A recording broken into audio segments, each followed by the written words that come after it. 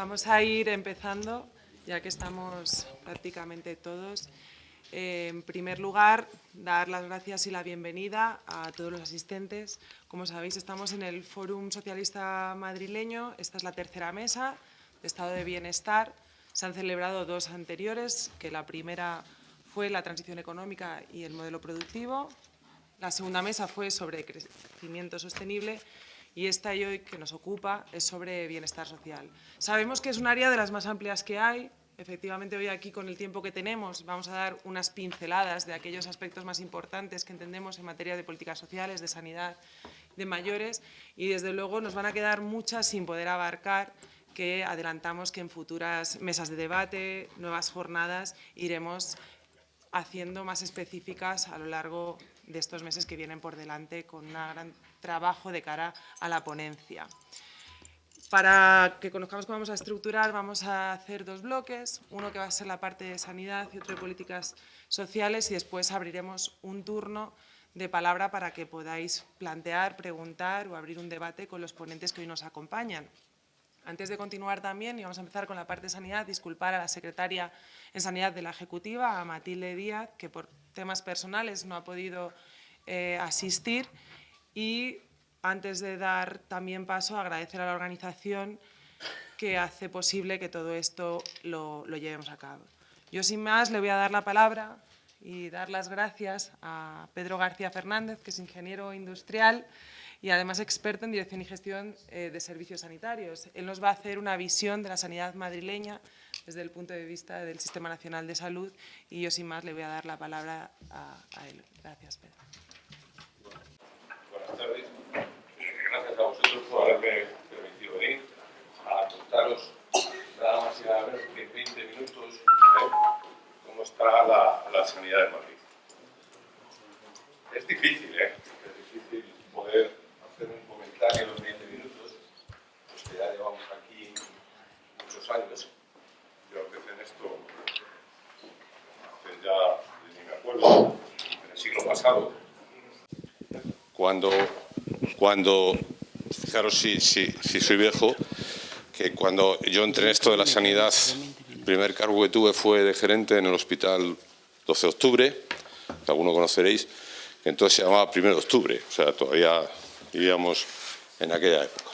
Yo os voy a intentar esquematizar la presentación en hablar de algunos hitos que para mí han sido fundamentales y que siguen siendo fundamentales en este momento, después de 17 años exactos en el que ya no pertenecemos al INSALUD, sino pertenecemos a un modelo transferido. 2000 fue el año de la bendita transferencia, y así se hizo y así la hemos heredado, y hasta la actualidad. Y voy a dar luego os voy a explicar un poquito cómo está el modelo fundamentalmente hospitalario. Yo soy muy hospitalario, lo siento. Y después vamos a hablar de dos temas que para mí son muy importantes, con cifras, que es un poco los recursos humanos del sector sanitario y el tema económico. Bueno, hay que decir que la información de la que disponemos es, por desgracia, escasa y a veces difícil de conseguir. No solo escasa, sino muy difícil de conseguir. A pesar de los tremendos esfuerzos que el doctor Freire, como portavoz de Sanidad de la Asamblea de Madrid, pide y pide y pide, no somos capaces de tener información. Y la poca que tenemos, pues la cambian todos los años, introducen alguna mentira, otras, algunas muy gordas, y al final no sabemos exactamente cómo funciona desde el punto de vista económico. Y sobre el tema de recursos humanos, esto ya es la paranoia absoluta.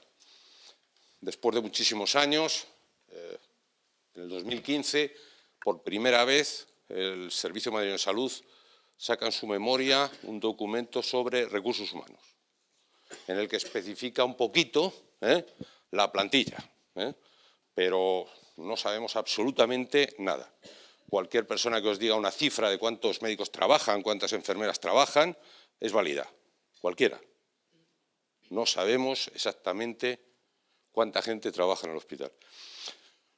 Yo que una vez estuve trabajando durante 7 años como gerente del Hospital San Rafael de aquí de Madrid, de la Orden Hospitalaria de San Juan de Dios, un día el provincial de la Orden, hablando con los gerentes de la Orden, nos dijo: hay 3 cosas que Dios no sabe en su sabiduría infinita, que son: ¿qué es el Opus Dei?, cuánto dinero tienen los jesuitas y cuántas clases de monjas hay. Decía, pues igual hay 3 cosas que ningún gerente sabe, que son: cuántas camas tiene, cuánta gente trabaja en su hospital y qué hace con el dinero de las amortizaciones. Bueno, lo de las plantillas es absolutamente increíble y difícil de conocer.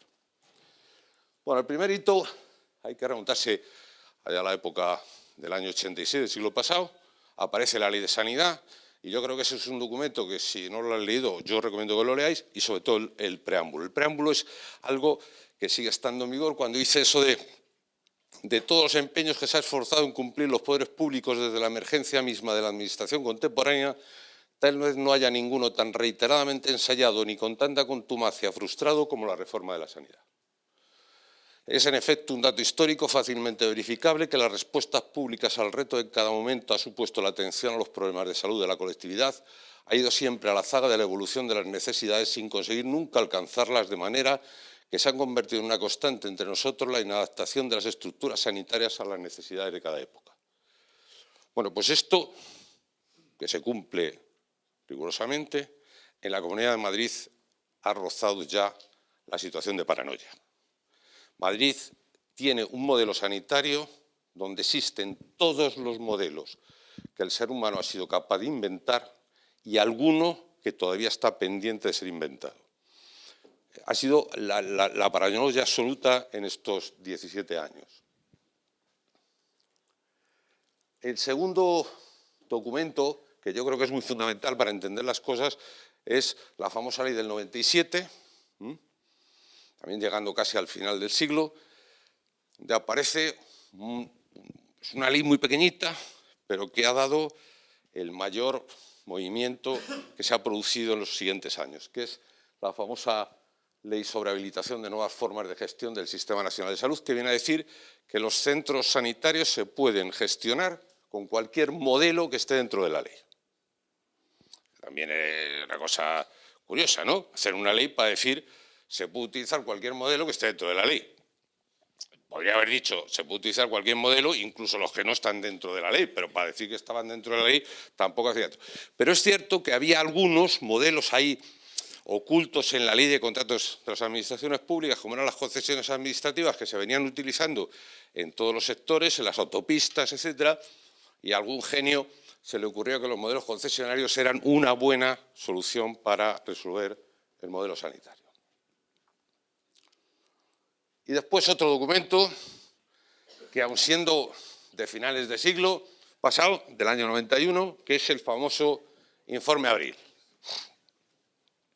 Un informe que inicialmente se llamó Comisión de Expertos encargados del análisis y la evaluación del Sistema Nacional de Salud, pero que todo el mundo lo conocemos como Informe Abril porque el ponente por parte del Gobierno fue Abril Martorell.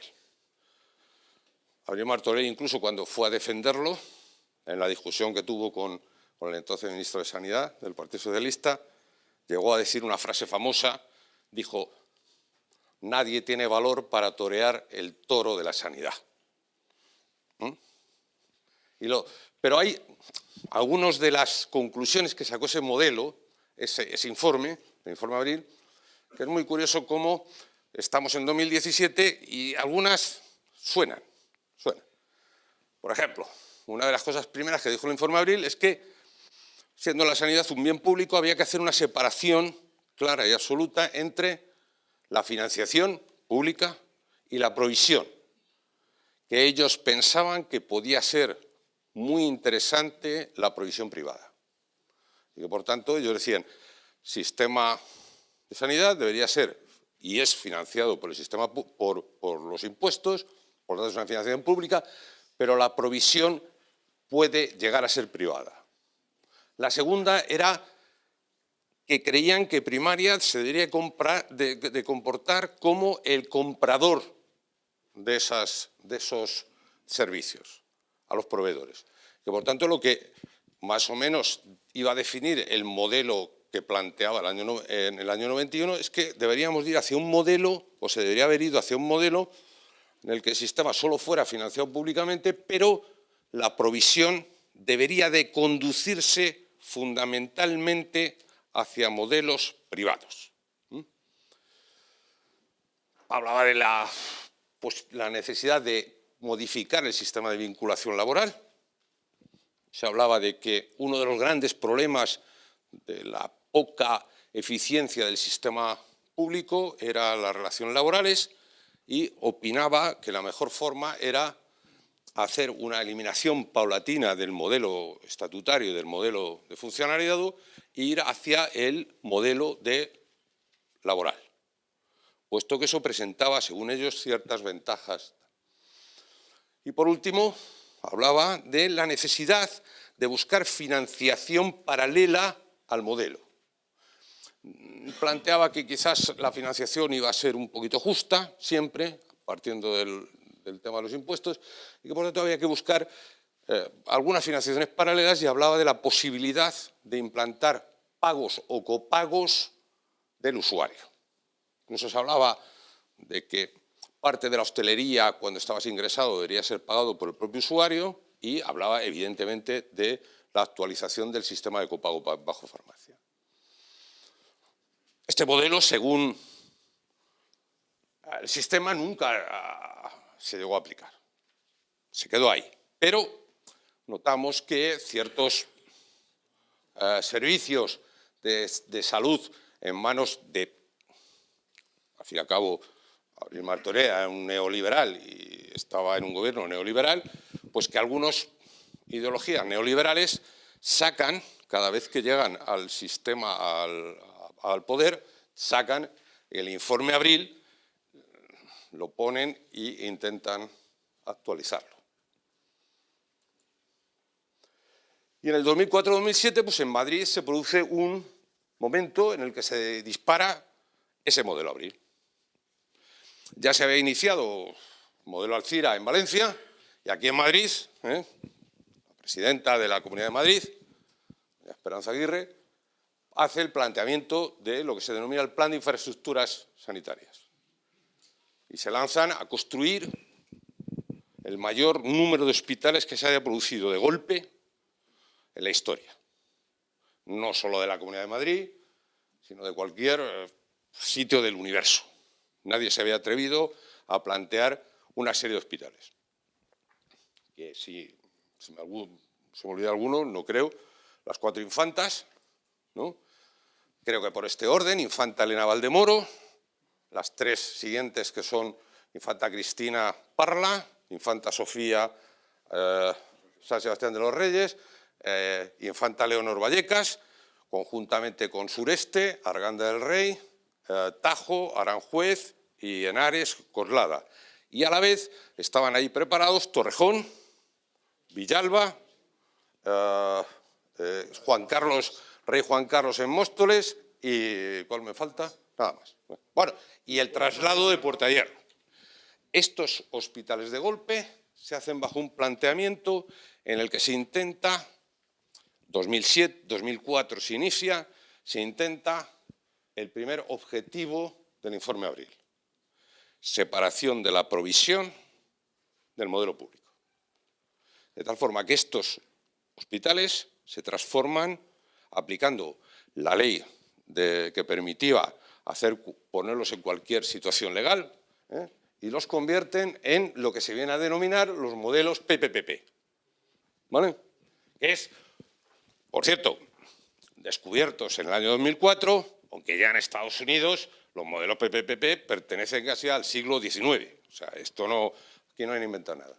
Bajo 2 filosofías: uno, es una fórmula para la provisión de servicios por el sector privado bajo contrato, en el que el operador privado asume el riesgo del diseño, la construcción y la operación del servicio. Y son financiados a través de un modelo que es la cápita, de tal forma que el Servicio Madrileño de Salud paga a esas concesiones administrativas durante un periodo de 30 años una cápita por la población asignada. Y ese operador construye el hospital, lo gestiona y da provisión a esa población.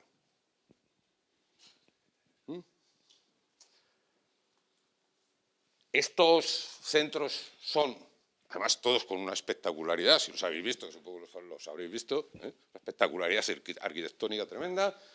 Villalba, Rey Juan Carlos, Torrejón, Infanta Elena, Valdemoro y el Laboratorio Clínico Central, que también se crea como laboratorio que va a dar servicio a estos 6 hospitales. Y a su vez, como para el Servicio Madrileño de Salud, esto de crear un modelo más o menos único les cuesta muchísimo, pues en el mismo instante, como no se quedan conforme con esto, crean otros modelos que son los PFI, llamados PFI, en el que la única diferencia es que el concesionario construye el hospital y va a explotar los servicios no sanitarios. Y la parte puramente sanitaria se la queda una empresa pública. ¿Vale? Es la única diferencia. Y, por tanto, se financian a través del capítulo 8 de los presupuestos de la Comunidad de Madrid, a través de transferencias corrientes.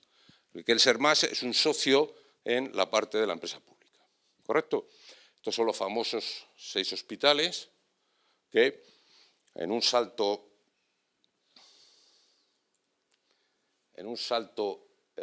maravilloso, inédito en la historia, nadie lo había ni siquiera pensado, a nadie se le había podido ocurrir. Alguien en el año 2013, ante la situación de una crisis económica, plantea el más todavía, que es convertir esas empresas públicas en concesiones administrativas, en esos 6 hospitales, que dio lugar a la marea blanca y al famoso tema de la no privatización. Por lo cual, lo que se pretendía desde el punto de vista del SERMAS, que era convertir ese hospital, que era una empresa pública, junto con una concesionaria de servicios no sanitarios, en 2 concesionarias administrativas que nadie sabía cómo se iban a llevar. El portavoz de Sanidad del PSOE los llama modelos bicéfalos. Ahora ya, bueno, bicéfalos y tricéfalos, porque creíamos que con este modelo que el señor Laschetti, consejero de Sanidad en aquel momento, se inventó, habríamos llegado al final de los modelos, pero todavía queda uno, que es el que ahora, para no acudir o aparentemente concluir que estos hospitales jamás se van a privatizar, el Servicio Madrileño de Salud los ha pasado desde el día 30 de junio del año 2016 a gestión directa. Eso no impide la privatización, ¿eh? Eso no lo impide. El día que quieran privatizarlo, pues si pueden, yo creo que lo harán. Que fue que curiosamente, es una opinión personal, ahí creímos que por fin habíamos conseguido llegar a tocar fondo en materia de consejeros de sanidad. Yo reconozco que me equivoqué cuando lo dije. Detrás del señor Laschetti han venido 2 consejeros nuevos. Y yo creo, pero yo os juro que cuando Laschetti dimitió, pensé que habíamos tocado fondo. Y estos hospitales iban entonces a entrar en el modelo cápita, con una cápita que según el señor Laschetti iba a conseguir reducir en un máximo de eficiencia un 20% el coste de estos hospitales. Yo le pregunté públicamente un día de dónde se sacaba ese 20%. Y como soy muy osado, le dije, si estos 6 hospitales suman en total aproximadamente unos 400 millones de euros de presupuesto global, si usted se va a ahorrar el 20% pasando esto a una concesión, ¿por qué no hace usted una cosa más sencilla? Coja usted al Gregorio Marañón, al 12 de octubre, a La Paz, lo pasa usted a este modelo, joder, y se ahorra la de Dios, ¿no? Me mandó un artículo que publicaron unos señores en Valencia, y esa era toda su experiencia. Bueno, este es el modelo de Madrid. De momento, si Dios no lo impide, por lo menos por los próximos 2 años, parece que no van a hacer aparentemente más cambio. Digo, no lo sé seguro, lo que se les puede ocurrir. Este es más o menos el modelo. Tenemos un modelo donde hay gestión directa, por tanto, dependiente directamente del Servicio Madrileño de Salud y con presupuestos directamente implicados, que son esos hospitales, y ahí los tenéis, Gregorio, atención primaria con sus 265 centros de salud, 163 consultorios y 2 centros adscritos, el SUMA 112. Después hay otros 3 unidades que pertenecen a la Ley 97 de fundaciones y empresas públicas, que todavía quedan, que son Fundación Alcorcón, la empresa pública Fuenlabrada y la Unidad Central de Radiodiagnóstico, que es una empresa pública. No os preocupéis, no hace falta que haya fotos, yo os lo voy a dejar, o sea que os ahorráis. Después estamos los modelos de cápita, los modelos puros de cápita, que son Rey Juan Carlos, Infanta Elena de Valdemoro, Torrejón, Villalba, el Laboratorio Clínico Central. Es además curiosísimo el modelo que tenemos en Madrid porque hay una compañía privada que es propiedad, vamos, que gestiona Rey Juan Carlos, Valdemoro, Villalba, y luego en los PFIs controla también Infanta Elena de Valdemoro y además ahora y también tiene la Fundación Jiménez Díaz, con lo cual es el mayor operador privado europeo en este momento. Y luego están los PFI, que ahora todos han pasado a gestión directa, y los 2 convenios que mantenemos con la Fundación Jiménez Díaz y el Gómez Ulla. Como veis, tenemos de todo, modelos. Bueno, ya os decía, creo que no. Ya en los presupuestos de 2017 se avecina un nuevo cambio, que se inició hace bien poco con la absorción por parte de la paz del Carlos III.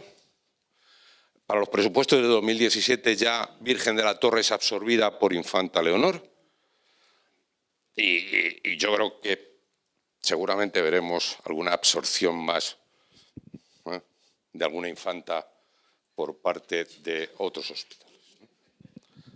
Yo creo que a la infanta Cristina ya...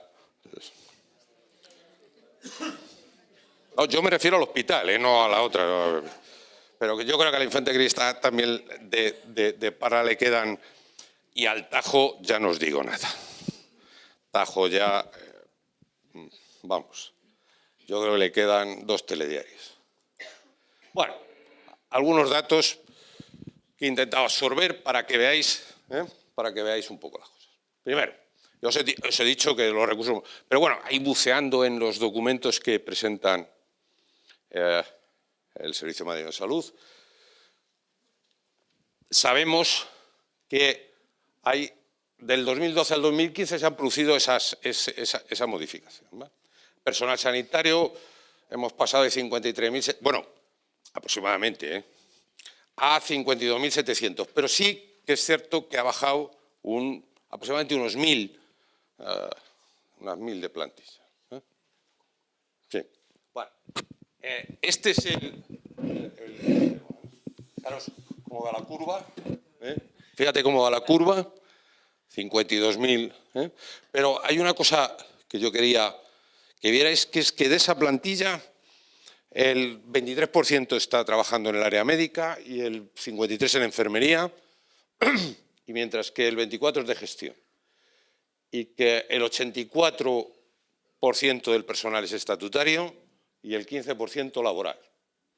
Y que en tema de los médicos puros, el 65% trabaja en hospitales, un 31% en primaria y un 4% en el SUMA 112.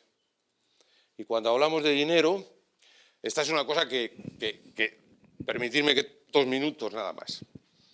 Todos los años, y dentro de una semana o semana y media vamos a discutir los presupuestos, o se van a discutir los presupuestos de la Asamblea de Madrid, se repite históricamente.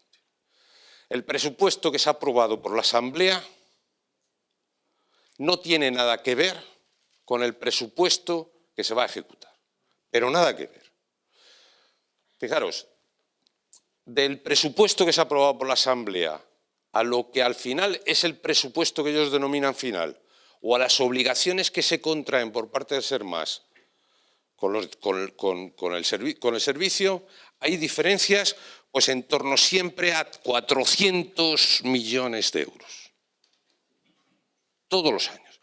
Claro, ¿eso qué significa? Que cuando este año nos vuelvan a presentar los presupuestos y nos digan que el presupuesto de sanidad ha crecido 400 millones respecto del año anterior, que son el presupuesto que se aprobó, cuando tú lo comparas con las obligaciones contraídas al 31 de diciembre, resulta que no es que se suban 400 millones, lo que hay es 250 millones menos de presupuesto.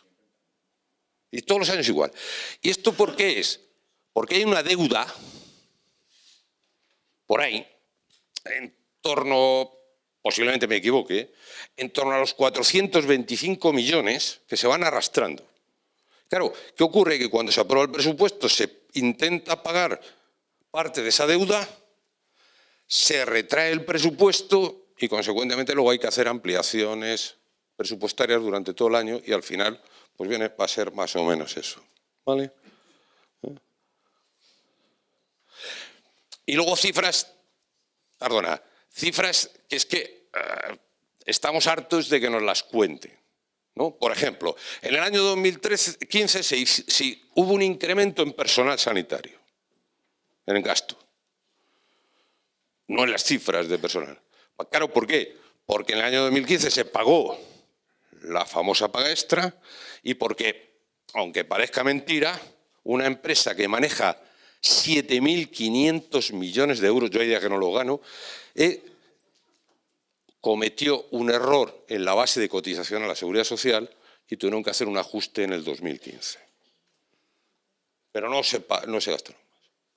Y este último, que es el capítulo 8, que es donde está el pago fundamental de los hospitales de PFI, y ese es el artículo 25, que es el que nos pegamos todos los años en el presupuesto, que este es el dinero que se paga a la privada desde el Servicio Madrileño de Salud por actividades que no hace el Servicio Madrileño de Salud, ¿no? Ahí está la Fundación Jiménez Díaz y están las listas de espera. 900 millones este año van a llegar ya por encima de los 1.000 millones de dinero.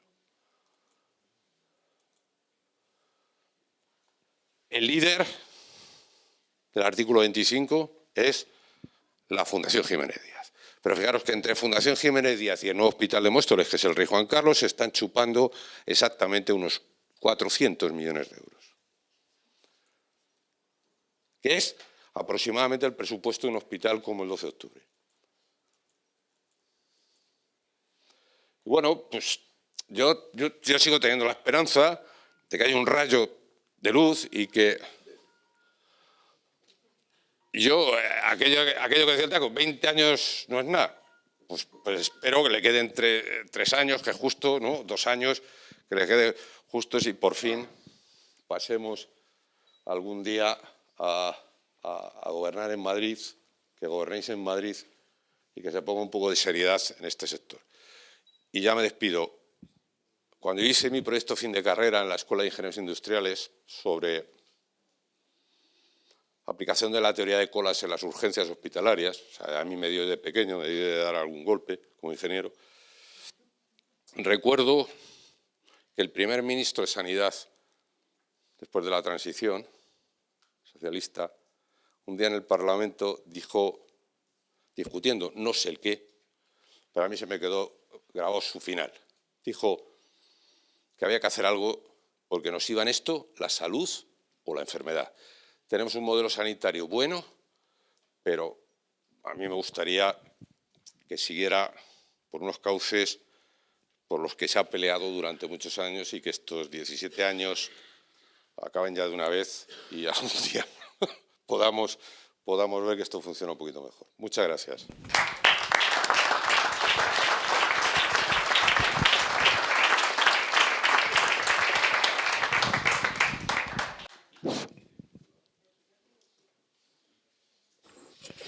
Darle las gracias a Pedro Dice, que disculpad que se enrolla, yo creo que estábamos todos escuchando muy atentamente. Disculpa a nosotros por el tiempo, te invitaremos más ocasiones para que puedas ampliar toda esta información. Y ahora le voy a dar el paso a José Manuel Freire, que es médico, es el portavoz de Sanidad en el Grupo Parlamentario Socialista de la Asamblea de Madrid.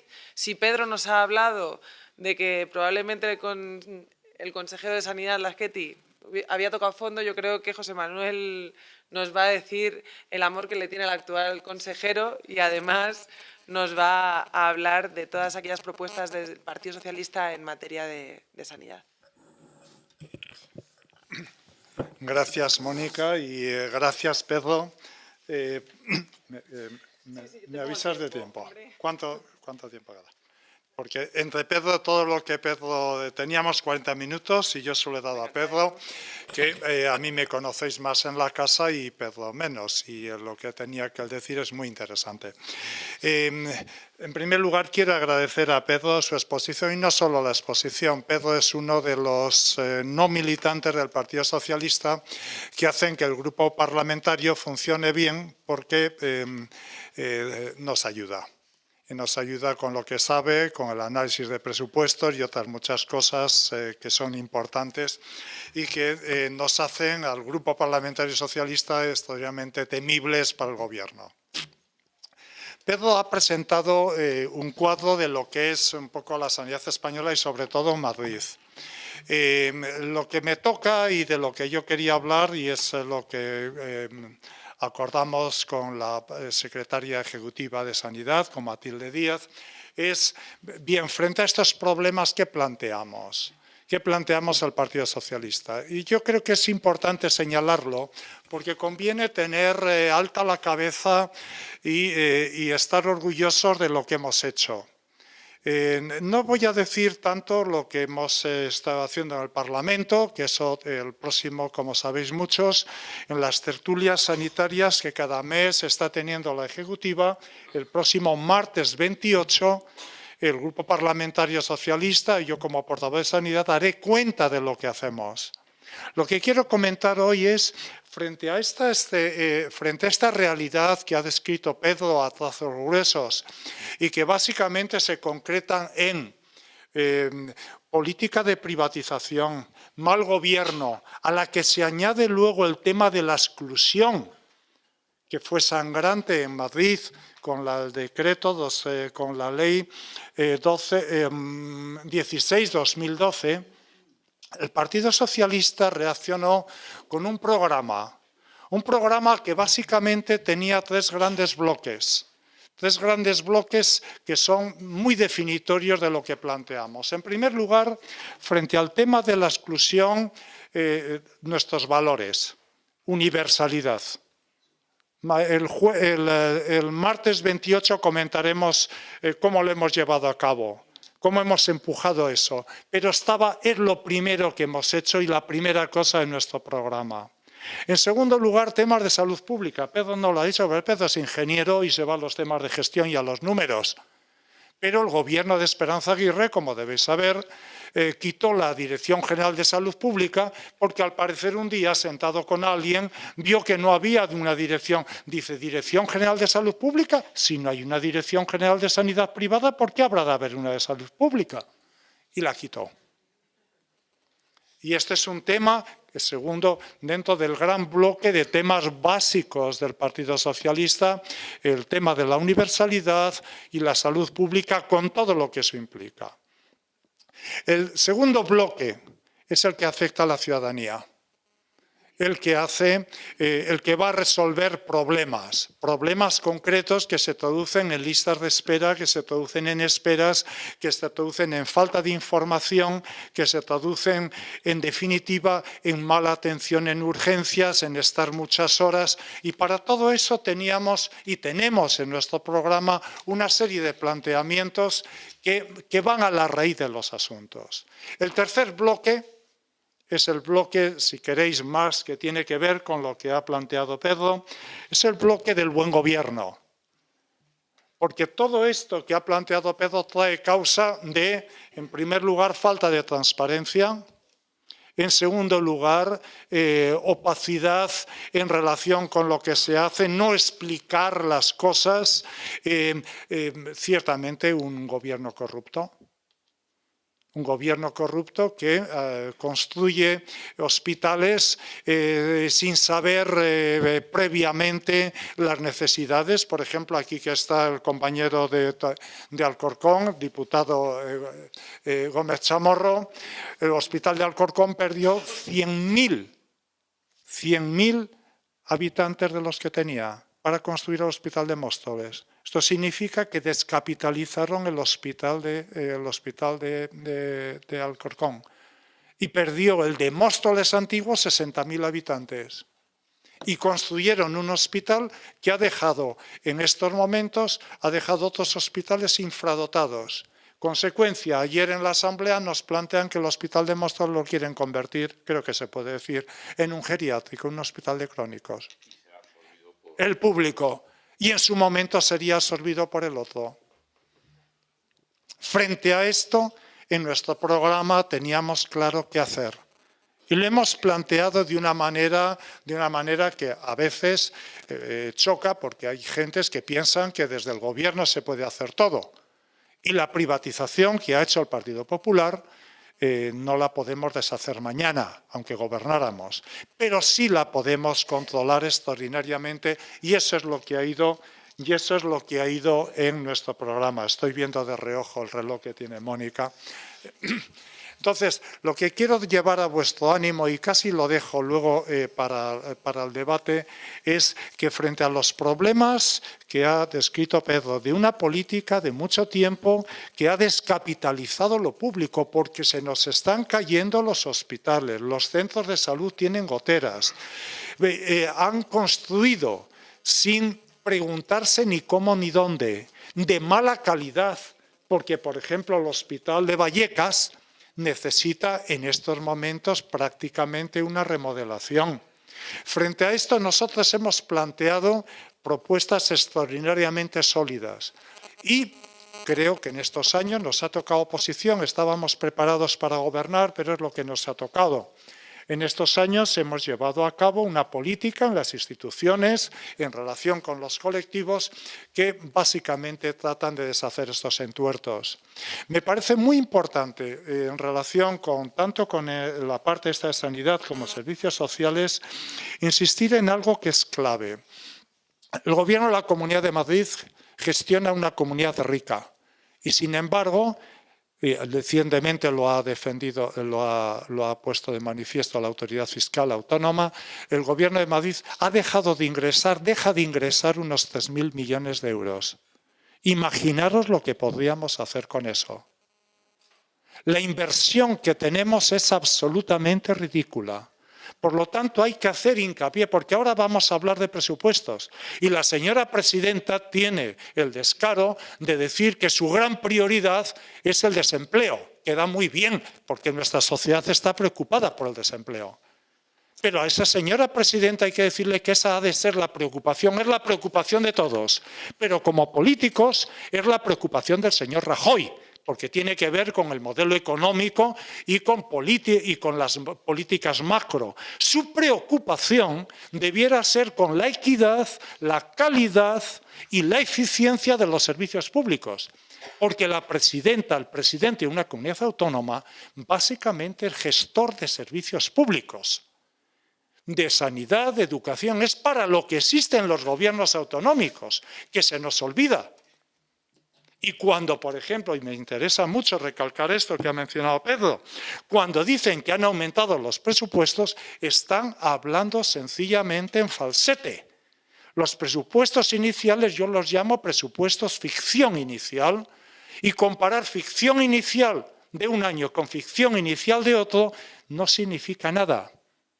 Lo real es lo que ha comentado Pedro, es cuánto se han gastado ustedes el año anterior y cuánto proyectan gastar este año. Pues bien, cada vez que hemos analizado eso, hemos visto que presupuestan menos de lo realmente gastado.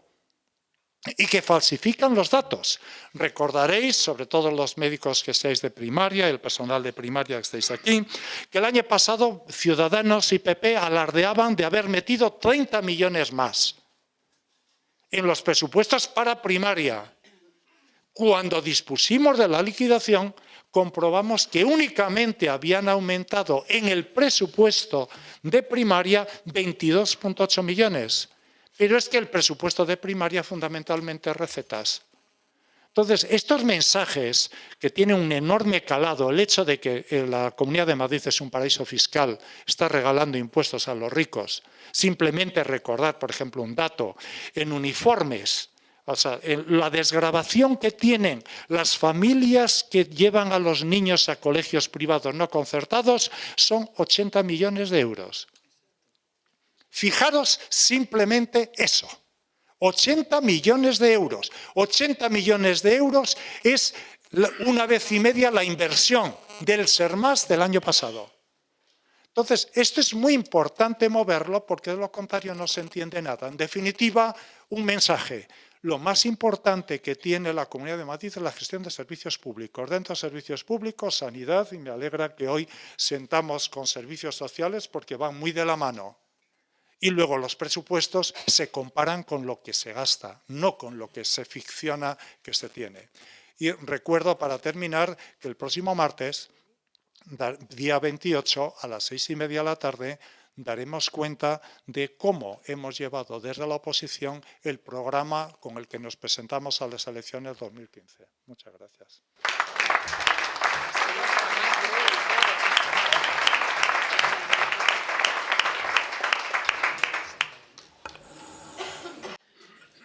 Pues darle las gracias a José Manuel, es verdad que se ajustaba al tiempo, incluso ha dicho que lo que no se puede decir en 3 minutos no se dice en más y ha cumplido su palabra. Ahora pasaremos un poco al tema de políticas sociales y mayores. Es verdad que después abriremos turno de debate, de palabras que podréis preguntar a todos los ponentes y ahora quería darle la palabra a Carmen Bonilla. Ella es concejala de Bienestar, de Políticas Sociales en el Ayuntamiento de Fuenlabrada y lo que queremos es que ella nos dé la visión de las políticas de los servicios sociales desde el ámbito municipal. Sabéis que los ayuntamientos al final, las competencias y todos los presupuestos vienen abarcados de la Comunidad de Madrid, pero luego quienes están todo el día a cabo de la calle con los vecinos son los ayuntamientos y creíamos interesante poder conocer esa visión. Y por eso, en este caso, va a ser Carmen quien nos la explique. Dame mi agua que me escuece mucho la garganta. Hola, buenas tardes a todos y a todas. Para mí es un honor estar con vosotros compartiendo la experiencia local de Fuenlabrada en este ámbito de los servicios sociales. He de empezar diciendo que hace muchos años, el 12 de septiembre de 1978, el senador Martín Retortillo presentó una enmienda en el Senado que sentó las bases del moderno sistema de servicios sociales, el cuarto pilar del Estado de Bienestar, que se enunciaba así, decía así: los trabajadores sociales y la eliminación de la beneficencia pública de la Constitución de 1978. Ese era el enunciado. Es un texto que yo os recomiendo leer y en aras de la brevedad, simplificándolo mucho, venía a decir el senador que la beneficencia es un don graciable, es una limosna. La inscripción en el padrón como pobre, la constancia de una situación humillante eran propias del antiguo régimen anterior a la Revolución Industrial y a la era contemporánea. Situación en la que se reconocían las desigualdades y se aceptaban como naturales. Era la declaración de que había unos súbditos que necesitaban unas migajas y con las que con alarde otros otorgaban como limosna. El abandono de este término culminó con la puesta en marcha en los años de los primeros gobiernos socialistas del nuevo sistema de servicios sociales. El plan concertado nació en 1988, siendo pieza clave en su puesta en marcha la ciudad de Fuenlabrada, que sirvió como una de las experiencias piloto y paradigmáticas. Y aquí quiero hacer un reconocimiento explícito y muy efusivo a aquellas mujeres, porque todas eran mujeres, como digo, un reconocimiento muy efusivo y explícito a Matilde Fernández, a Patrocinio de las Heras, a Ana Díaz Perdiguero y, cómo no, a mi maestra y madrina, Lucila Corral, con otras tantas mujeres comprometidas de aquella época que pusieron en marcha este edificio. Hoy el plan concertado se tambalea como concepto de concebir el sistema de servicios sociales cercenado por la financiación y alterando los objetivos para los que fue diseñado. Los gobiernos de la derecha se han caracterizado siempre por querer acabar con este modelo. La crisis solo fue una excusa perfecta para aumentar la desigualdad y la injusticia con los más débiles. El Partido Popular ha roto la esperanza de muchos españoles. El Gobierno ha traicionado a los colectivos más vulnerables. Es muy fuerte y cruel con los débiles y es pusilánime y cómplice con los poderosos bancos y grupos financieros que generaron esta crisis. Recortar el plan concertado ha sido poner la soga al cuello a muchas personas y familias, y los servicios sociales son la última esperanza para no caer en la marginalidad, para contener la quiebra de la cohesión social. En un momento como este, en el que casi 2 millones de familias no tienen nada, reducir a casi la mitad de este presupuesto parece una transgresión inconstitucional, pues rompe el espíritu básico del Estado social del año 78. No cabe en la cabeza que recorten las ayudas a los que más lo necesitan. Es como si en una epidemia, ya que también hablamos de sanidad, pongamos la gripe A o cualquier otra, se quitaran las vacunas y no se hiciera un plan de choque y prevención. Esto es lo que ha pasado y esto es gravísimo y es muy cruel. ¿Y cómo afectan estas medidas de los gobiernos a la nación y en general a la ciudadanía? Aquí me voy a poner en pie porque os quiero señalar, porque no tengo puntero y no sé hacerlo, os quiero señalar la importancia. Mirad, podríamos añadir también 2007, porque se me ha quedado fuera de la tabla, pero de 2007 hasta 2012 hay una financiación de un convenio en el que participamos la comunidad autónoma y el ayuntamiento en 621.000 euros. Se produce la crisis, inalterable. 65, 35%. Llegamos a 2013, después del famoso decreto de julio, y no solo se baja el convenio en su total, sino que además se alteran los porcentajes, de manera que en lugar del 65-35 pasamos a dar el 50-50.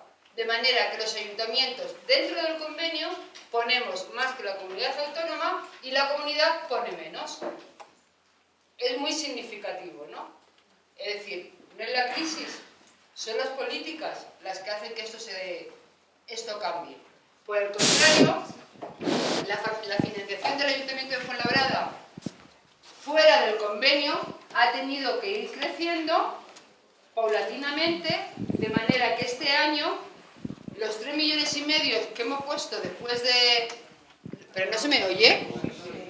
¿A que sí me oye? Sí me oís. Bueno, sí es igual. Si tengo una voz, aunque me escuece, se oye. Podré llegar con gallos, pero... Decía que este último año, bueno, como veis, la crisis no ha parado. No ha parado, es mentira. Las cifras macroeconómicas dan bien en los titulares, pero los servicios sociales está muy claro, ¿no? Hemos ido aumentando de manera que este año nuestra aportación al convenio, junto con lo que ponemos fuera del convenio, nos da una cifra de 3.859.000 y pico euros. Casi 4 millones de euros en emergencia social. Eso es lo que pone el ayuntamiento fuera del convenio. Y sigo.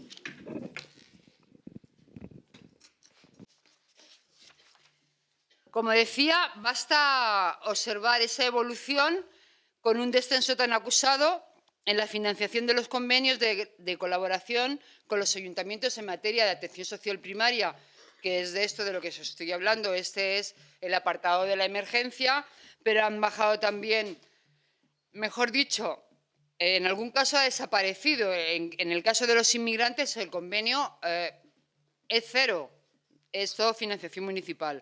La diversidad funcional cada año un 5%, la financiación de mayores cada año un 5%, la emergencia social, lo acabo de explicar, para las personas sin hogar, dentro de la atención social primaria, exactamente lo mismo, con los desahucios, ni una medida.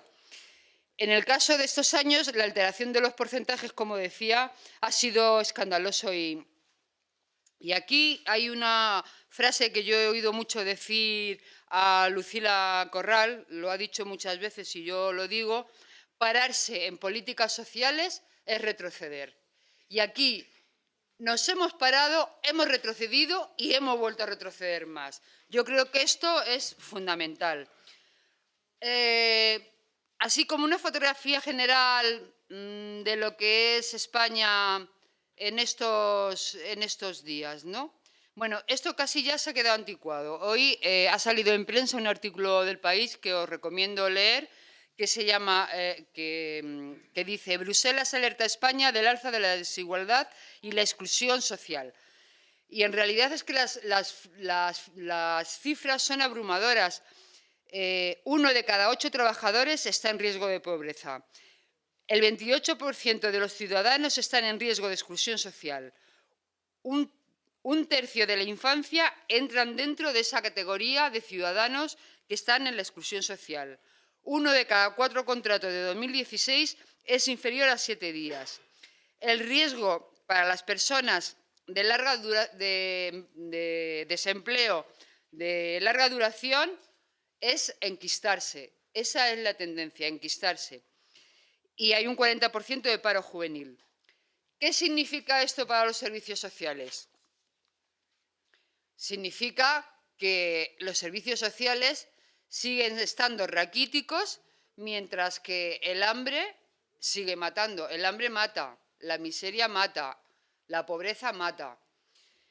Y, por último, una cosa que también dice el informe de Bruselas: hay un índice que se llama el índice Gini, que explica la desigualdad, ¿no? La desigualdad entre el 20% que menos tiene y el 20% que más tiene. Bueno, pues en España estamos en el 53%. Somos los terceros, somos unos campeones, somos medalla de bronce, ¿no? Están primero Grecia, después Irlanda y después España. Es decir, que somos unos campeones, medalla de bronce.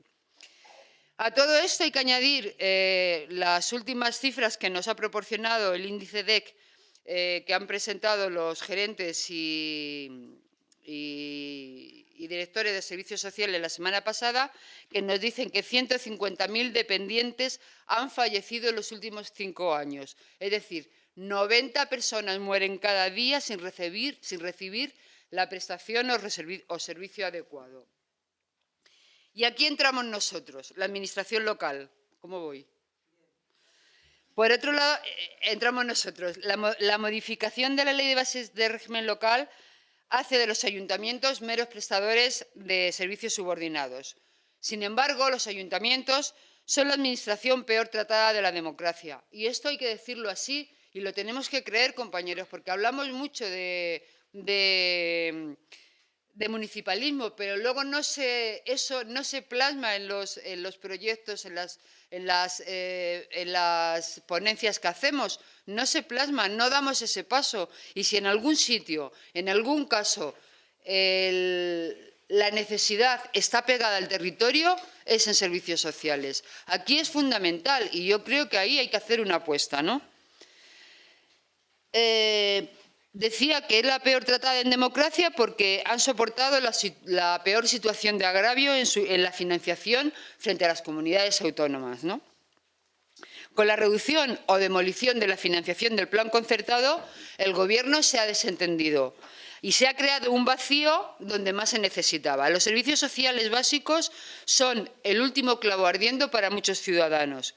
Y con estas medidas se ha producido un traspaso consentido de la responsabilidad pública a entidades del tercer sector que muchas veces están sobrepasadas. Y aquí reaparece de nuevo la concepción de la caridad y lo graciable, porque se da lo que se puede desde las organizaciones no gubernamentales o religiosas. A diferencia de lo que ocurría otros años, hoy buena parte de los sufrimientos de los españoles no tiene su origen en la crisis, sino en las políticas tan despiadadas que ha puesto en marcha el Partido Popular. Los servicios sociales somos el dique de contención de la pobreza y de la exclusión. Somos el sistema más redistributivo. Somos el mayor ascensor social, imprescindible para no caer en el gran sótano de la marginalidad. Y nosotros creemos que hay que dignificar la pobreza. Creemos, y desde aquí afirmo, que podemos y debemos romper la cadena de pobreza. Los socialistas ya lo hemos hecho en otras ocasiones y podemos volver a hacerlo. Este desmoronamiento del estado de bienestar afecta muy directamente a los sistemas de protección, de tal manera que estamos viendo de forma muy alarmante cómo se incrementan las demandas en los servicios sociales municipales. ¿Por qué? Pues porque hoy se ha incorporado un nuevo perfil de usuario a los servicios sociales que no es el tradicional que vivía del sistema. Hoy vienen personas muy normalizadas que han perdido su empleo y han perdido su casa porque no tienen empleo, pero no les pasa nada, son familias normalizadas, no están desestructuradas. Lo que ocurre es que, como decía el informe de Bruselas, es que el 13,1% de los trabajadores españoles están en riesgo de pobreza, porque es que las personas que vienen y tienen trabajo en muchas de las ocasiones son trabajadores pobres, por lo tanto siguen necesitando la asistencia social, perdón, los derechos sociales. Los derechos sociales. Es decir, que adquiere hoy mayor importancia que nunca mantener y trabajar por la cohesión social como elemento preventivo. Repito, pararse es retroceder. ¿Y qué son los servicios sociales? Pues los servicios sociales es aquel invento que, como antes decía, se puso en marcha gracias a unas personas muy inteligentes y con mucha calidad humana, el sistema de servicios sociales, perdonadme que se me enreda la lengua, se configura como el cuarto pilar del estado de bienestar. Sin embargo, es un sistema imperfecto, un poco invisible e incompleto. ¿Y por qué? Pues porque no está reconocido como derecho fundamental ni universal dentro de la Constitución española, que nos hemos peleado en todas las conferencias políticas una vez tras otra, pidiéndolo y exigiéndolo, porque debería ser un derecho fundamental y universal, como lo son la sanidad, la educación y las pensiones. Y así completaríamos lo que es el estado de bienestar. Por eso he empleado los calificativos de imperfecto, invisible e incompleto. Es un sistema que se configura para dar atención a tres grandes políticas: a la atención primaria, a la política contra la exclusión social y la pobreza y a la atención especializada, es decir, a la diversidad funcional, a los mayores, a la dependencia, a los enfermos crónicos, a los drogodependientes, a enfermos mentales, a los desahuciados, etcétera, etcétera, etcétera. Y ahora viene algo que es cómo trabajamos en Fuenlabrada. Es un poco lío, pero como vais a tener mi correo y también la página de Facebook y la de Twitter y todo eso, pues, y además lo tiene Mónica, os puedo pasar el texto escrito o la PowerPoint, como queráis. Pero básicamente os digo cómo estamos configurados. Tenemos un servicio de gestión de relaciones al ciudadano que, entre otras muchas cosas, yo destacaría la unidad de primera atención, que es una atención de emergencia que actúa en 48 horas. En 48 horas una persona recibe la primera atención y luego ya pues, se deriva al trabajador social que le corresponda por zona, pero en 48 horas debe ser atendido. El servicio de atenciones familiares, que hace apoyo y orientación a las familias, con otras muchas cosas ahí desglosadas que no me voy a entretener, y la atención de los mayores y la atención de mayores. Hay mucho más que os contaré en la siguiente diapositiva. En la atención de mayores quiero deciros que estamos haciendo un gran trabajo. La población de Fuenlabrada es el fruto del baby boom de los años 60. Ese baby boom está aumentando de manera que en la legislatura que viene el 30% de la población de Fuenlabrada, que somos 200.000 habitantes, seremos el 30%. Es decir, muchos se ha envejecido, igual que fuimos la primera ciudad de nacimientos jóvenes, pues ahora estamos envejeciendo a un ritmo vertiginoso. ¿Qué estamos haciendo en esta situación? Bien, pues en esta situación teníamos un centro municipal, hemos abierto otro el año pasado y vamos a abrir otro aproximadamente en primavera, dentro de 2 o 3 meses, de manera que tendremos 3 centros municipales, insisto. Tenemos una residencia municipal con convenio con la Comunidad de Madrid y un centro de día y 2 centros de día, perdón, y 7 asociaciones de mayores. Con todo ello configuramos un entramado de participación en un consejo de mayores en el que están representadas las 7 asociaciones de mayores que están distribuidas por cada barrio o junta de distrito, de manera que todos los mayores tienen su asociación de mayores y luego además tienen el centro municipal que ofrece muchos más servicios, ¿no? Y luego en el horno, que eso lo contaré después, está el plan de mayores. Pero bueno, quiero decir que nuestra atención a los mayores en este momento se está convirtiendo en una prioridad. En la siguiente diapositiva os presento solo 3 servicios. Uno es el servicio de atención comunitaria y sectorial, que hace muchas cosas, voluntariado, cooperación social, nuevos proyectos. El Centro de Atención y Prevención de Drogodependencias, que luego os daré algunos datos del último año para que veáis cómo se trabaja. Y por último, y sin embargo, a mi juicio, uno de los servicios más importantes, el de innovación, calidad y gestión. ¿Por qué? Porque este servicio es el que nos permite evaluar constantemente lo que está sucediendo en la ciudad y de esta manera podemos ir acomodando las necesidades, ¿no? Voy a ir deprisa porque he visto que ya llevo mucho. Bien, estas son las primeras necesidades que nos piden: alimentación, luz, agua y gas. Esto de la emergencia, de la pobreza energética que se han inventado como término, nosotros lo llevamos trabajando desde hace muchísimos años. Para que os hagáis una idea, nos gastamos aproximadamente medio millón de euros en luz, gas y agua. Lo digo por el millón de euros que da la Comunidad de Madrid, que parece ridículo: 200.000 habitantes, ciudad de Fuenlabrada, 6 millones de habitantes, región de Madrid, 1 millón para lo que llaman ahora emergencia energética. Nosotros nos gastamos medio millón. Bueno, luego están los siguientes valores, ¿no? Por eso nosotros necesitamos avanzar en la corrección de las desigualdades y luchar contra la pobreza social, porque, como decía antes, la pobreza mata. Una familia no puede sobrevivir con una media de 500 euros que puede venir a suponer la RMI, que sabéis que está entre 192, pero si tienes un hijo sube tal y cual. Total, la media son unos 500 euros. ¿Puede sobrevivir una familia con 500 euros? Pues no. Como dice mi hija, pues no. Mi hija es síndrome de Down, entonces dice, pues no. Es así. Algunas cifras relevantes del año 2016. Como voy muy deprisa, no voy a contar todas, no, pero importante. Estamos atendiendo al 21% de la población de 200.000 habitantes. Al 21%, ¿eh? Hemos hecho casi 1.000 nuevas valoraciones de dependencia.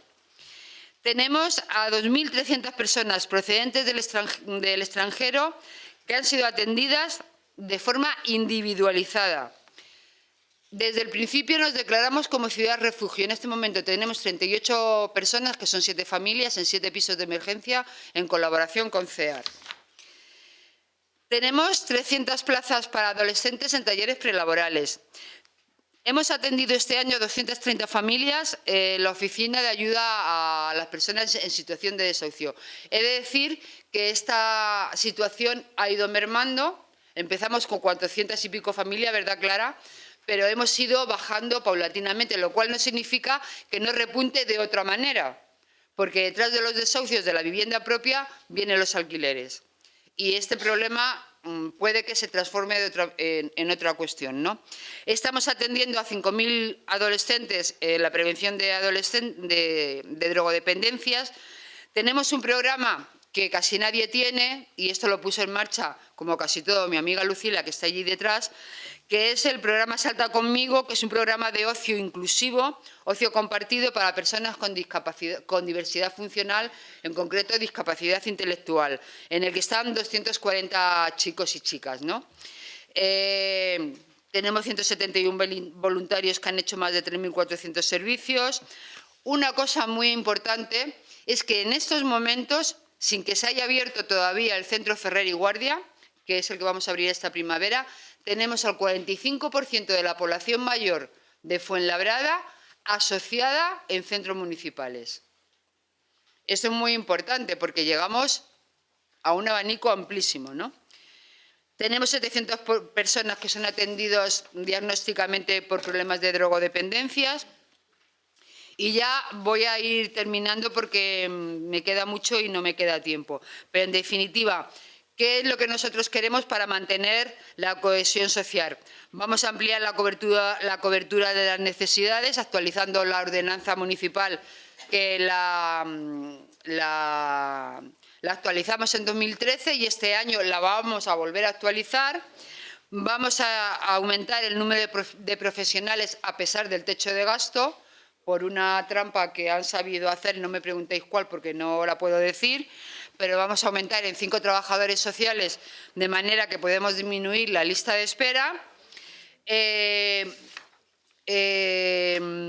Esto ya os lo he contado, la evolución de la emergencia social para que vierais el compromiso, pero como os lo he contado antes bien, pues ya está, ¿no? Aquí, esto es muy importante porque esto nos da idea de la situación de Fuenlabrada y esto es gracias a este sistema de evaluación permanente que tenemos. Estas son las zonas de Fuenlabrada y esto es lo que nos indica dónde tenemos que mover los profesionales, las zonas que tenemos que poner y los trabajadores que tenemos que poner. También me voy a levantar. Como veis, este es el mapa de Fuenlabrada. Lo tenemos, las letras son las demarcaciones que nosotros le damos porque significan el nombre de una calle, pero quiero que sepáis que todo esto se corresponde con casi la Fuenlabrada Vieja. La Fuenlabrada Vieja me refiero a los años 70-80, ¿vale? Por aquí está el Arroyo, la Plaza, la Avanzada, por aquí el Naranjo, para los que conozcáis algo Fuenlabrada. Y todo esto es el nuevo barrio del Vivero del Hospital y la Universidad, y esto es Loranca. Y fijaros qué curioso, porque en Loranca tenemos 300 viviendas del IBIMA, que es un reto muy importante y pese a eso está compensado y es el que menos demanda tiene, porque es uno de los barrios pues, más nuevos, ¿no? Pero para esto sirve la evaluación continua, para saber lo que tienes que hacer en cada momento. Yo insisto porque es importantísimo, ¿no? Y avanzando con las cuestiones que... Y termino ya, Mónica, ya termino de verdad, te lo prometo. Todo esto que os contaba se ha hecho también teniendo en cuenta el desplazamiento de los vecinos al centro, que siempre sea inferior a 30 minutos, teniendo en cuenta que vayan a pie o en transporte público. Y termino diciendo que pusimos en marcha la tarjeta social, que ahora hay un debate abierto que no es nuestro debate, digo, el debate de Fuenlabrada, porque la tarjeta social que aquí veis la hicimos con una intención de decir a los vecinos, esto significa un derecho. Los servicios sociales son un derecho, son naranjas para identificarse con la marea naranja. Y como veis es muy parecida a una tarjeta sanitaria. En un lugar En una parte pone el centro de servicios sociales, que sea el que le corresponda, con la dirección y el teléfono, y en otra el nombre, apellido, el número de expediente del usuario y el trabajador o la trabajadora social que le corresponde, de manera que se identifican y se produce la cercanía y el conocimiento mayor de los trabajadores sociales y los usuarios.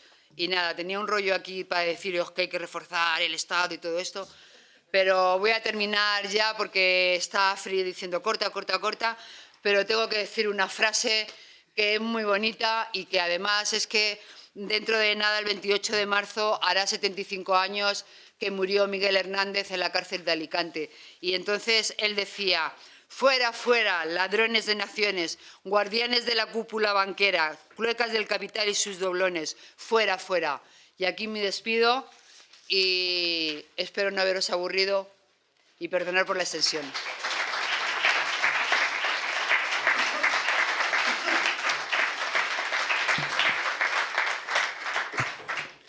Gracias, Carmen. Lo que queríamos hacer con su exposición era eso, ver cómo los ayuntamientos están teniendo que hacer frente a tantas deficiencias que está dejando la Comunidad de Madrid, y es verdad que ella, un ayuntamiento de una firma socialista, ha puesto en marcha muchos proyectos que si no, no habrían visto la luz, porque la Comunidad de Madrid, como bien ha quedado demostrado, va abandonando un poco estas políticas o poniéndolo muy difícil para que se lleven a cabo. El siguiente ponente es Gaspar Fernández, es el técnico superior de la Consejería de Políticas Sociales y Familia. Además de experto en todos estos temas, lleva muchos años dedicándose a sacarlos adelante en ayuntamientos.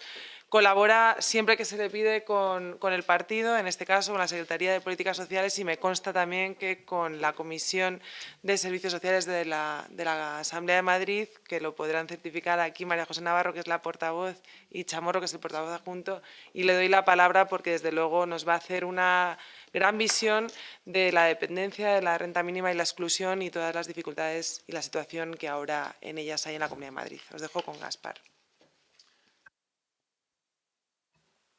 Tengo la garganta tan hecha polvo como la compañera, así que sí, yo llevo ya 15 o 20 días. Así que haré lo que pueda, iré solviendo, tomando traguitos. Yo lo que voy a intentar hacer, bueno, lo primero, bueno, pues ya que lo ha planteado también Mónica, yo agradezco al Partido Socialista de Madrid la oportunidad que me da de trabajar en este foro, de seguramente contar algunas de las cosas que estamos haciendo en el grupo parlamentario y en la Secretaría. Y voy a tratar de obviar toda la parte de números. Los datos que ya ha planteado Carmen Bonilla son más que suficientes. Quizás de algún número, no soy muy partidario de dar números. Yo he venido con la idea de hacer propuestas. Algunas de las propuestas ya están siendo trabajadas por el Grupo Parlamentario Socialista. Algunas otras de las propuestas forman parte del haber de gran cantidad de grupos y de técnicos y de expertos, de movimientos asociativos, de entidades, de la Asociación Española de Lucha contra la Pobreza, de la Asociación de Directoras y Gerentes, a la cual pertenezco. Muchos son los foros, la Marea Naranja, y por lo tanto no son una titularidad exclusivamente mía, pero que me ha parecido que es una buena oportunidad porque hay cantidad de cientos y cientos de técnicos que estamos alineados con una determinada actuación en estos momentos en la Comunidad de Madrid. Lo primero que quiero referenciaros es un poco, y por lo tanto lo que voy a plantear sobre todo van a ser propuestas, de tal manera que luego tengamos un espacio de debate donde podamos clarificar algunas de estas propuestas, qué significan, qué implicaciones tienen. Me voy a permitir el lujo de en algún momento soltar alguna rotundidad, ¿no? Por ejemplo, cuando diga que en mi opinión los temas de las rentas no deben de ser una cuestión de servicios sociales, y entonces pues seguramente vamos a tener un pequeño debate al respecto. Pero lo voy a hacer con intención de que haya bastante juego y debate, ¿no? Expresiones de estas características seguro que van a dar lugar a algún tipo de debate dentro del foro y, en mi caso, habiendo dirigido servicios sociales durante 15 años en otros ayuntamientos. Unos cuantos números, muy pocos. Ahondando en los datos numéricos que ha planteado Carmen, el más grueso que podéis escuchar es si yo digo que hay 10.300.000 personas en todo el Estado en riesgo de pobreza y exclusión. Estamos hablando de un 22% de la población. Los datos de los trabajadores son duros, los datos de los menores son más duros todavía, pero la cifra brutal es cuando todo esto se suma entre los que son trabajadores, los que no son trabajadores, los que fueron trabajadores y los niños, y alcanzamos tasa de pobreza y exclusión de un 20 y tantos %, 10 millones de personas.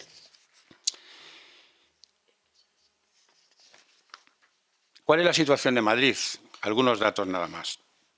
Mirad, Madrid ahora mismo tiene 6,5 millones de habitantes.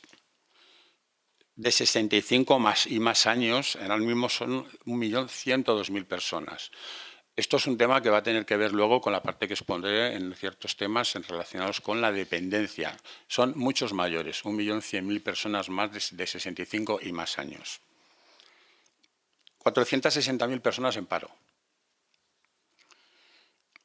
Y 2/3 sin seguro de desempleo, es decir, sin recursos más allá de los mínimos que proporcionan las rentas mínimas, de las que voy a hablar inminentemente, más las ayudas y los apoyos de servicios sociales municipales, que siempre están muy por encima de la financiación de la comunidad autónoma. Eso antes, cuando yo dirigí servicios sociales, ahora sigue siendo, incluso ha empeorado, porque hay algún ayuntamiento, me parece que el vuestro es uno de ellos, donde ha habido una rebaja de aportación presupuestaria por parte de la Comunidad de Madrid.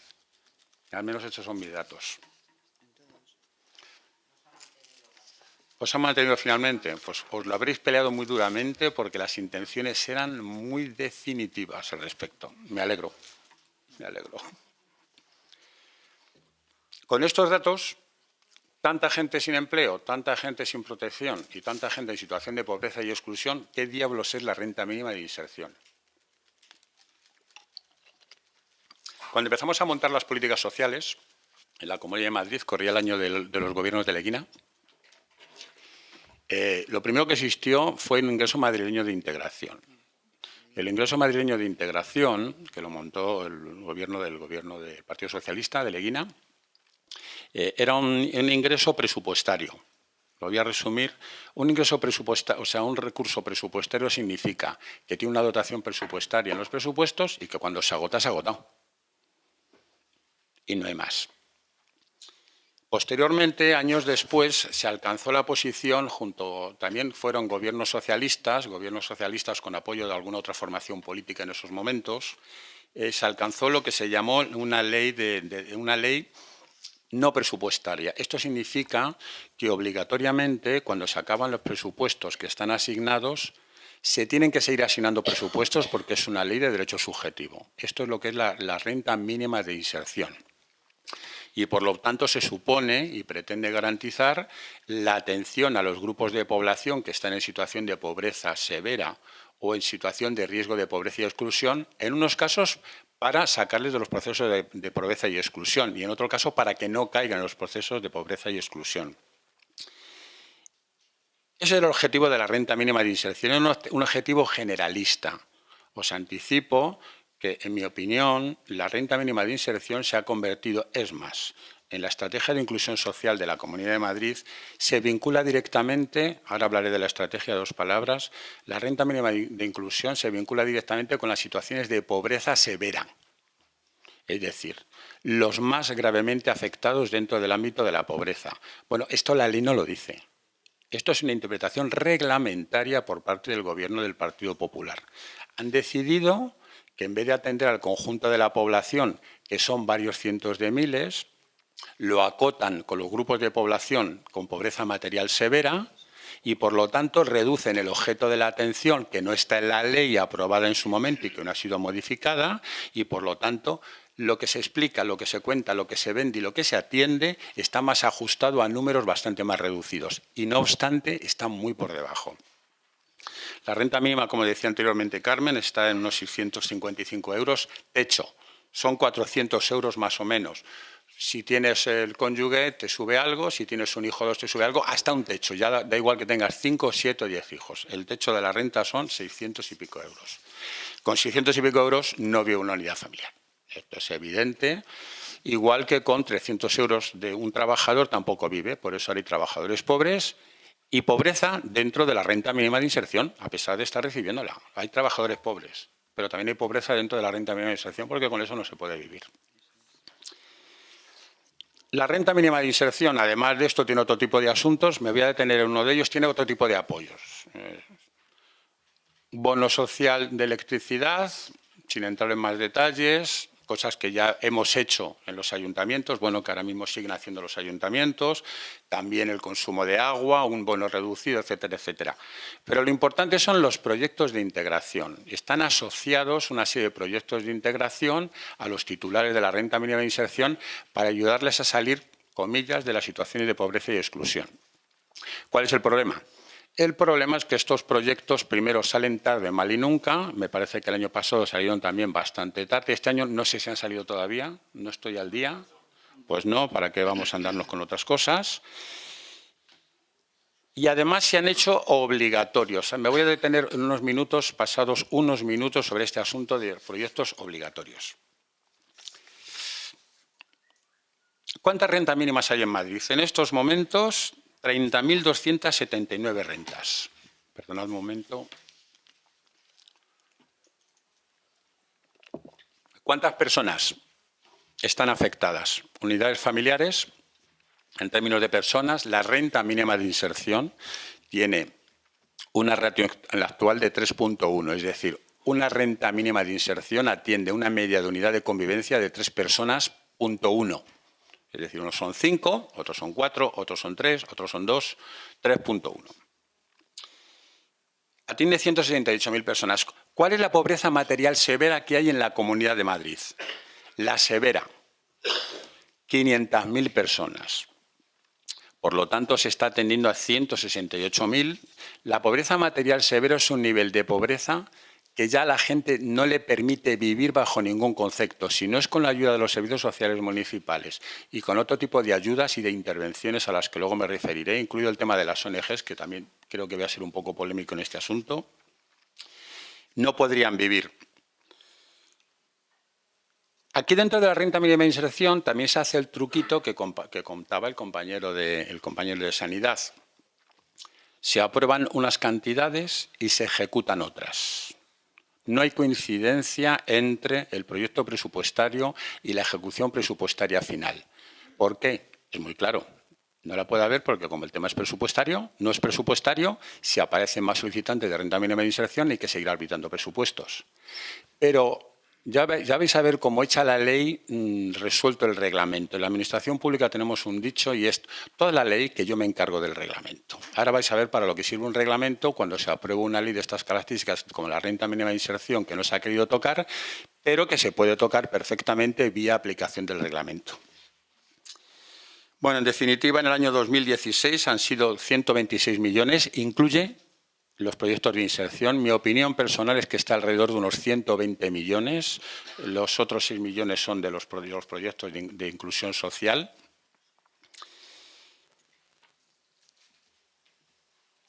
Se preveían 28.000 rentas en los presupuestos de la Comunidad de Madrid, las unidades de atención 28.000.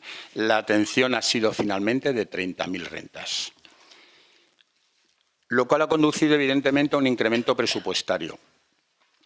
¿Qué se ha venido haciendo todos los años hasta ahora? No sé si hasta ahora, en esta ocasión Chamorro se lo van a saltar. Por eso esta mañana te pedí el dato presupuestario, no lo sé hasta que no vea los presupuestos. Siempre hacían el truquito que explicaba el compañero de Sanidad. Apruebo esto, ejecuto más por unas razones u otras, y luego que lleva los proyectos presupuestarios del año siguiente, diablo lo que ya he ejecutado. Lo consolido. Esto se llama consolidación presupuestaria. Y aquí paz y mañana gloria. Y luego se va creciendo poquito a poquito a lo largo del año sin alcanzar el techo de demanda que puede existir. Porque fijaros cuáles son los datos del techo de demanda. En el año 2016 ha habido 14.407 solicitudes. ¿Cuántas han concedido? 6.900. 6.900 rentas, es decir, algo menos de la mitad.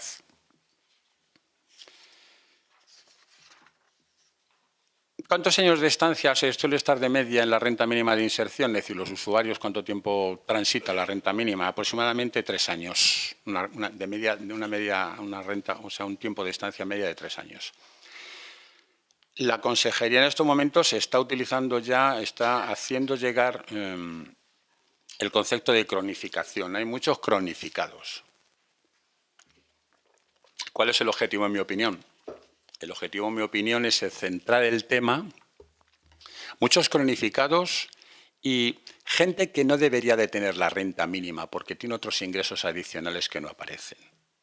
Cuando estamos hablando de ingresos adicionales no estamos hablando de las grandes fortunas, estamos hablando de los 4 churros y 2 flores que una persona consigue hacer o en un arreglo de fontanería de la que se saca 70 euros. Estamos hablando de esto. Entonces ya están apareciendo los conceptos y voy a ir avanzando porque todavía tengo el tema de dependencia. Estamos diciendo los conceptos. Por una parte, el tema de la cronificación. ¿Qué quiere decir la cronificación? Bueno, pues que la renta mínima de inserción no es eficiente, porque si la población está cronificada, pues es que entonces la renta mínima de inserción no funciona. Y por lo tanto, el fondo están empezando a cuestionar el lugar y el sitio de la renta mínima de inserción. ¿A cuántos inmigrantes atiende la renta mínima de inserción? Otro de los temas de políticas claramente xenófobas. Bueno, pues que sepáis que no atiende más que al 29% de toda la renta mínima de inserción. Los inmigrantes son un 29%. El grueso son españoles, de origen, etcétera. Por cierto, cada vez más capas medias y cada vez un grupo de población totalmente distinto de los orígenes de la renta mínima de inserción y de lo que fue el ingreso madrileño de integración.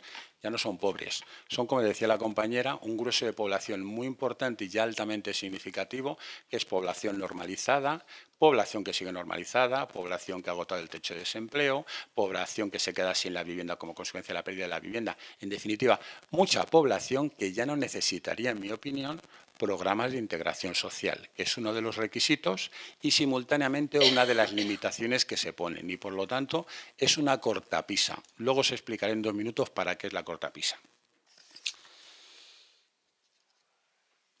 2 minutos sobre la llamada estrategia de inclusión social, que hemos trabajado también la compañera María José, el compañero Chamorro y yo.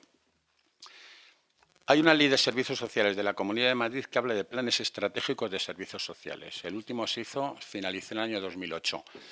Y lo dice la ley, planes estratégicos. Un plan estratégico es un plan elaborado. Yo estuve en el primero. En ese momento estaba en un ayuntamiento y colaboré con la Comunidad de Madrid como ayuntamiento. El plan estratégico tiene unos objetivos, tiene unas medidas, tiene unas secuencias y unos análisis de procesos y tiene una cuantificación presupuestaria a lo largo del plan de ejecución, que suele durar 4 años. Bueno, las que se llaman estrategias de inclusión social no son planes, no tienen proyecto presupuestario.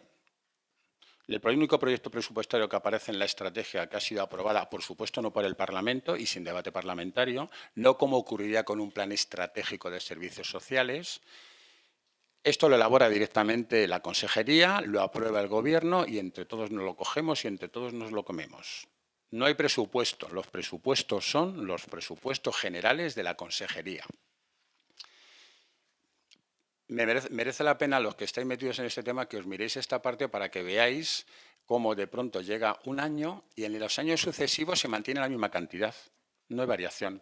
O sea, un plan estratégico, la característica que tiene es que la estimación presupuestaria, que no deja de ser una estimación, está asignada para un periodo de tiempo y, por lo tanto, hay modificaciones. Bueno, en este caso, ni al alza ni a la baja. Directamente se mantiene el presupuesto y ya está. No tiene nada de plan estratégico. Y, por lo tanto, no permite madurar, ni evaluar, ni decidir la toma de decisiones para la intervención, como, por ejemplo, hacen en el Ayuntamiento de Fuenlabrada.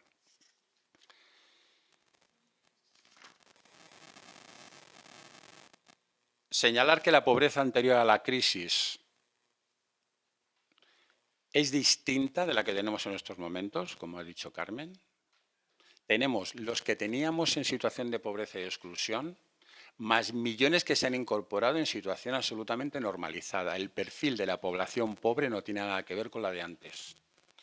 Y, por lo tanto, uno de los problemas de los servicios sociales, en mi opinión, es el afrontamiento de una situación totalmente distinta, donde la población está altamente normalizada en porcentajes más altos del 50% y, sin embargo, no hay recursos para colocarles en determinada situación. Por lo tanto, muchas de las estrategias de intervención social pueden ser utilizadas con grupos de población de pobreza material severa y con lo que venían ya siendo pobres. Con los nuevos, el trabajo, en mi opinión, es totalmente distinto.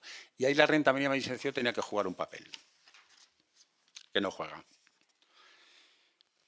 ¿Qué ha hecho el Gobierno con una renta mínima de inserción cuya ley no ha tocado? Bueno, muy sencillo, tocamos el reglamento. Entonces, se ha creado un reglamento, como decía una compañera mía de Comisiones Obreras, Sara González Blanco, que esta mañana ha estado, por cierto, en la jornada que habéis tenido. Es decir, un reglamento tiene el objeto de canalizar una demanda, de facilitar el acceso a la demanda y de ordenarla. Ese es el objetivo de un reglamento. Bueno, lo que se ha creado es un reglamento que limite el acceso a la demanda, no canaliza la demanda y además es una barrera de contención de la demanda. Es decir, se trata de que no lleguen más solicitudes de renta mínima. Si entendéis que hay 168.000 personas en atención y 500.000 personas están en una situación de pobreza material severa, según los propios datos de la APN, pues hay que limitar la demanda, porque si no, la demanda es ilimitada presupuestariamente hablando. Entonces, hacemos determinados toques en el reglamento que dificultan el acceso, que requieren un cambio permanente de papeleo y hasta que no se entregue el último papel no empieza a correr el plazo y, por lo tanto, en vez de tener un reglamento que facilite el acceso, ordena la demanda y facilita la atención en condiciones de equidad, lo utiliza de barrera de contención. Una de las primeras cuestiones, tengo que ir cortando, ¿no? Sí. Sí. Propuestas, sí. Propuestas. Dos datos nada más, y paso a una serie de propuestas y ya entro en dependencia, que procuraría ajustarme un poquito más en la medida de lo posible. Ya me he ido de la vida, ¿no? Mirad, tributariamente hablando, la gente de políticas sociales no venimos del tema tributario, no venimos del tema económico, no venimos de nada de esto, venimos de otro sitio. Pero nos han ido obligando a formarnos en temas de análisis económico, tributario y presupuestario, porque si no, no hay manera de abordar las políticas sociales. Y como nos cuentan tantas mentiras, hay un momento determinado en el que pasamos ya directamente a controlar trabajadores sociales, psicólogos, educadores, abogados, con análisis presupuestario, porque el argumento siempre es no hay dinero, y no hay dinero en presupuestos. Como dato lo que planteaba Carmen. Fijaros, dos datos nada más. En el año 2007... el 10% de la población con más ingresos lo era en relación al 10% de la población de menos ingresos. Ahora es 14 veces superior. Es 14 veces superior la cantidad de dinero que tiene la gente con más ingresos en relación a la que menos tiene. Pero lo más grave, porque esto es fuga fiscal. Mirad, en 2014 10.000 familias declaraban por encima de 600.000 euros. En el año 2014. Estos son datos de Gesta y de la Agencia Tributaria. En la actualidad, solamente 5.000. Han desaparecido 5.000 declarantes por encima de 600.000 euros. Lógicamente, se han empobrecido. Bueno, esto es lo que se llama escapismo fiscal. Y entonces, el Gobierno, o un futuro Gobierno de izquierdas, o como le queramos llamar, tarde o temprano tendrá que meter mano a este tipo de situación, porque no pueden desaparecer 5.000 personas por encima de 600.000 euros. Esos capitales están en otro sitio. Evidentemente, esto imposibilita la financiación del estado de bienestar. Se argumenta que técnicamente no hay presupuestos y a partir de la situación en que no hay presupuestos se hace lo que se puede. Pero lo que se está quitando es la inyección pública. Esto es lo que se está haciendo. Una serie de propuestas y paso a dependencia. Vale, ya estoy en 20 minutos. Mirad, primer tema, una reforma del reglamento. Esto es imprescindible. En línea con lo que he comentado. Una reducción del papeleo de servicios sociales. Los servicios sociales se están convirtiéndolos, y yo los he dirigido durante años, en gestores de servicios sociales. Gestión técnica, gestión económica, gestión de servicios, gestión de dependencia, gestión de renta mínima. Los servicios sociales tienen un papel fundamental de acompañamiento. No son gestores de servicios sociales. Se están complicando tanto los procesos de gestión que se los está convirtiendo en procesos en gestores. Y las tareas de acompañamiento para la inclusión social luego no se pueden hacer porque el tiempo es limitado. Los conocimientos son limitados y la intervención es limitada. La renta mínima de inserción. La renta mínima de inserción, en mi opinión, no debería de ser un asunto de servicios sociales. La renta mínima de inserción es lo que tiene que permitir dar el salto a lo que actualmente se está debatiendo en el Parlamento de la Nación, una ley de garantía de ingresos. Es decir, no se trata de problemas sociales. Hay una repercusión social, pero el problema ahora mismo ya está siendo las rentas de la gente, las rentas para que pueda vivir. Y, por lo tanto, se tiene que dar el salto en la dinámica parlamentaria en la que han entrado varias formaciones políticas y apoyando a los sindicatos en relación a la ley de garantía de rentas. Me da igual esto que el proyecto del Partido Socialista, que otro proyecto que existió en su momento, del que ha nadie hablar, la Ley de Derechos Básicos Vitales, es decir, garantía de rentas. Hay que saltar el de rentas como temas sociales a leyes de garantía de rentas. Por supuesto, una reforma tributaria en el ámbito autonómico, la compañera ya ha contado, la compañera de los compañeros, 2.700 millones se escapan anualmente por el impuesto de sucesiones y donaciones y por otros tantos impuestos. 2.700 millones en la Comunidad de Madrid es muchísimo dinero, ¿eh? Termino con esto. Y, desde luego,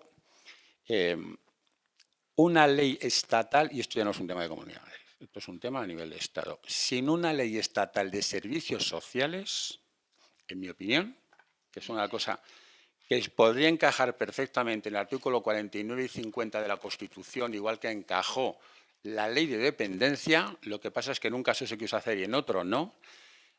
No se puede dar cobertura y cuando suceden situaciones como las que se dan es fácil de montar sistemas, porque es que no alcanza la posición de un sistema, no tiene una ley detrás. Tienen leyes de servicios sociales que no son de derecho subjetivo. Y, por lo tanto, tiene que haber una ley estatal de servicios sociales. Y, además, muchos pensamos, y algunos constitucionalistas también, que sería encajable dentro de los artículos 49 y 50 de la Constitución, como se encajó la ley de dependencia. Dependencia. Muy rápido. A la tela. Venga, 5 minutos.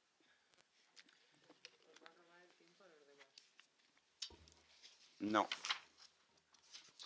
Mirad, en la Comunidad de Madrid, ¿cuál es la situación de dependencia? Mirad, voy a ser también sincero, hace 4 o 5 años era malísima, ahora es mala, pero no está mal posicionada. Yo soy de la Asociación de Gerentes y Directores, el último informe que hemos sacado lo indica, Madrid tiene la posición 6.1, es una posición buena, ha habido un salto importante en la ley de dependencia. Lo primero que tengo que decir, para no ser demasiado rojo y ser un poco equilibrado, es decir, a ver, la Comunidad de Madrid ha dado un salto importante, ¿eh? Era un absoluto desastre. Era un absoluto desastre. Ahora mismo ocupa la posición 6.1, que no es una posición mal en el conjunto de las comunidades autónomas. Lo primero. ¿Cuál es el gasto? 2 datos de análisis presupuestario. A ver, la parte de Madrid, que tenía aquí la parte del Estado.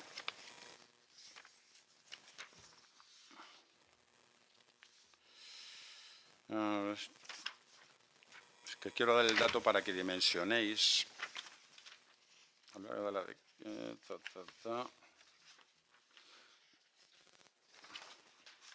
Bueno, luego lo encontraré. Varios problemas de la ley de dependencia. En primer lugar, hay 20 y tantas mil personas en lista de espera, que sobre 180.000 es bastante gente. Se ha dado un salto importante en la eliminación de las listas de espera, es cierto. Madrid ya ocupa una posición razonable en este asunto, pero 20.000 personas son bastantes personas. La población mayor de la Comunidad de Madrid es de 1.100.000 personas, pero de ellas aproximadamente 400.000 tienen 80 o más años. Las personas con 80 o más años no tiene vuelta de hoja, que tienen una tasa de dependencia, al menos la leve, porque desde luego lo normal es la moderada. ¿Cuántas personas hay en valoración de dependencia pues no, de este tipo de edades? Pues no lo sabemos. La Comunidad de Madrid hay 2 datos que no proporciona en sus estadísticas, que por otra parte son un volcado de las del Inserso. No proporciona qué tipo de servicios, según qué tipo de edad, un elemento que es bastante importante, Chamorro, ya te lo estoy diciendo. Y hay otro tema, y es qué tipo de servicios querían los usuarios y cuáles se le están proporcionando en función de los recursos existentes. A veces los usuarios quieren unas cosas, pero no hay recursos, entonces se le dan prestaciones transitorias. Y, por lo tanto, ¿qué se está actuando? Sobre lo que la gente quiere y necesita, no sobre lo que hay disponible. Y no hay ningún plan estratégico de atención a la dependencia. Si ahora preguntáramos al Gobierno o a la Consejería, ¿cuántas personas mayores dependientes, incluidas las discapacitadas, pero esto es otro asunto, cuántas personas podría haber dependencia en la Comunidad de Madrid? No se sabe. No hay ningún estudio que permita una estimación. Como no hay estudios con estimación, ¿cómo se está funcionando? A demanda.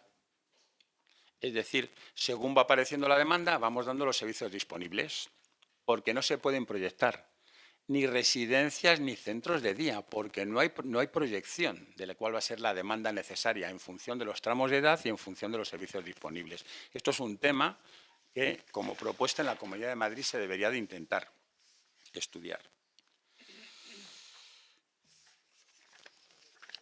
Ya está. Y entonces, propuestas.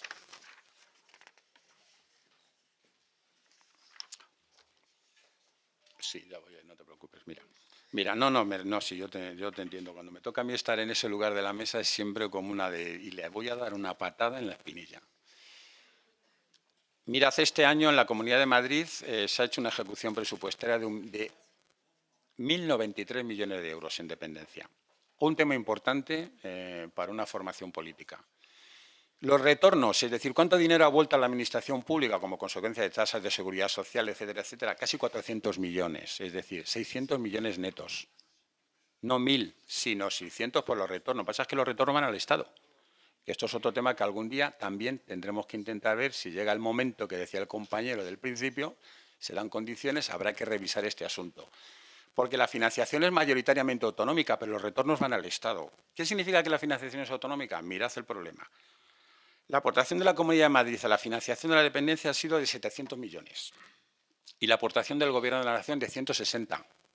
700, 160. Y la ley dice que debe de ser al 50%, la ley de dependencia. Financia más la comunidad autónoma. Los usuarios financian un pastizal, 220 millones. Bueno, financia la comunidad autónoma y los retornos de los 400 millones van al Estado. Pues sobre esto también habrá que hacer algún asunto. Propuesta. No existe un estudio prospectivo, ya lo he dicho. Se tiene que hacer un estudio prospectivo de la hipótesis de demanda cuál es. Y se pueden hacer estas cosas.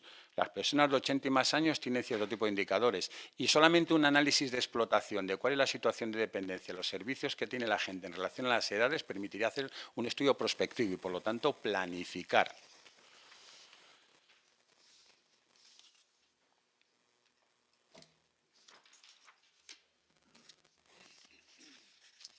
Bueno, y voy a terminar con un tema que me parece... Ya he terminado.